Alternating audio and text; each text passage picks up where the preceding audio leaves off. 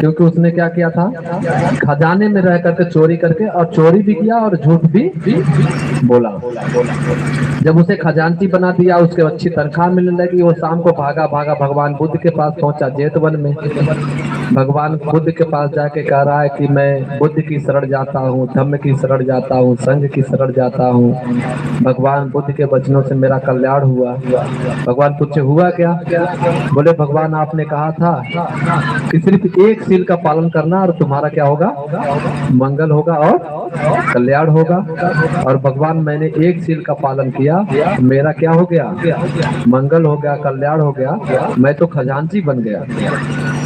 फिर सारी बातें ऐसे बताता है तो भगवान बुद्ध कहते हैं कोई व्यक्ति एक भी सील का पालन करता है तो खजांची, मतलब उसका मंगल होता है, कल्याण होता है। और आज आप देख लीजिए हमारे गांव में अभी कोई रास्ते से जा रहा है घास लेकर के और उसका खुरपी या हंसुआ गिर जाए, 2 मिनट बाद वो वापस आए, वो उसको पा नहीं सकता। जैसे खोजते ही रहते हैं चोरी करने के लिए, झूठ बोलने के लिए, हर परख परख पे झूठ बोलते हैं, चुगली करते हैं। जहाँ 2-3 औरतें हो जाएगी बेफिजूल का, उनकी बात, ये बात वो बात, बिना बात की बात है ना। बच्चा कहीं खेल रहा है, बच्चा कहीं खा रहा है, बच्चा कहीं कहीं नंगा धड़ंगा सोया है, वो पढ़ के आया, खाया कि नहीं खाया उनकी चिंता नहीं है। जब तक वो 4 लोग बैठ के आपस में 4 लोगों की बुराई नहीं कर लेंगे तब तक उनको खाना पचेगा नहीं। यही आप सबके दुख का कारण है। उतने टाइम में चाहते तो आप अपने घर के कुछ काम को कर लेते हैं, उतने टाइम में आप चाहते तो अपने बच्चे के पास बैठ करके पूछ लेते कि बच्चा गए थे स्कूल में, क्या पढ़े क्या नहीं पढ़े। ठीक है आप नहीं पढ़ा लिखा है, आपको नहीं समझ में आता, लेकिन आप सिर्फ बच्चे के सामने बैठिए कि जो तुमने पढ़ के स्कूल में से आए हो वही मुझे क्या करो, सुनाओ। तो उसको थोड़ी पता कि माँ को समझ में आ रहा है कि नहीं समझ में आ रहा है, लेकिन वो सुनाएगा तो उसको कुछ तो आएगा, आपको भी तो आएगा। आप ये देखिए कि मेरा बच्चा साफ सुथरा है कि नहीं। अगर के वो गंदगी में रहेगा उसको ज्यादा रोग पकड़ेगा, ज्यादा बीमार होगा तो ज्यादा पैसे खर्च किसके होंगे, आपके होंगे। आपके पास कम कमाई है तो आपको खर्च भी सही से करना चाहिए, अनाप शनाप खर्च नहीं करने चाहिए। इससे भी आपके घर में बरकत नहीं होती, दरिद्रता।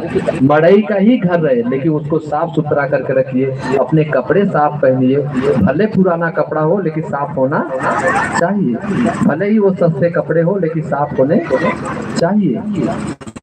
इन सब चीजों से रखें। और जितना बच्चा अपने पिता से सीखता है उससे 4 गुना ज्यादा वो किससे सीखता है, माँ से सीखता है।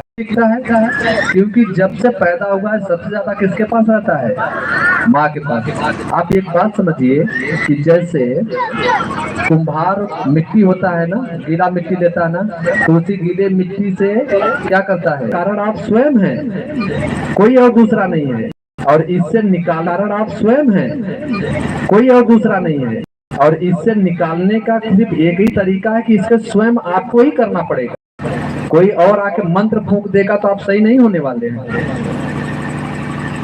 आपको ज्ञानवान होना पड़ेगा, सीलवान होना पड़ेगा।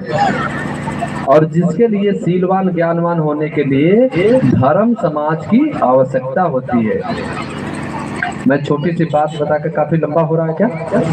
आप ये देखिए पहले क्या होता था, कोई गांव में गलत काम करता था तो क्या करते थे लोग, उसको डांड लगाते थे, है ना, तो वो खिलाफ नहीं जाता था, है ना।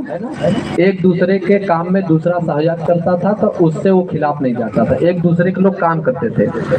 लेकिन आज कोई किसी की सुनता है, वो सारा सिस्टम खत्म हो गया, डांड लगाना सिस्टम खत्म हो गया, तो सब लोग अपने अपने मन का काम करने लगे, है ना। जिससे सामाजिक डर लोगों के अंदर खत्म हो गया, धार्मिक डर खत्म हो गया, और उसी वजह से लोग क्या हो गए,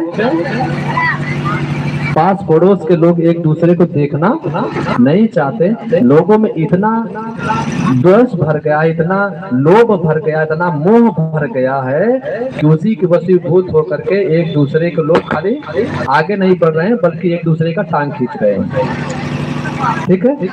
तो आप अपने पड़ोसी की देख रेख करें, पड़ोसी आपका देख रेख करेगा, आपस में मित्रता बढ़ाएं, गांव में एक दूसरे से प्रेम पूर्वक रहें, शील सदाचार का पालन करें और सामाजिक और धार्मिक कार्य में तत्पर रहें।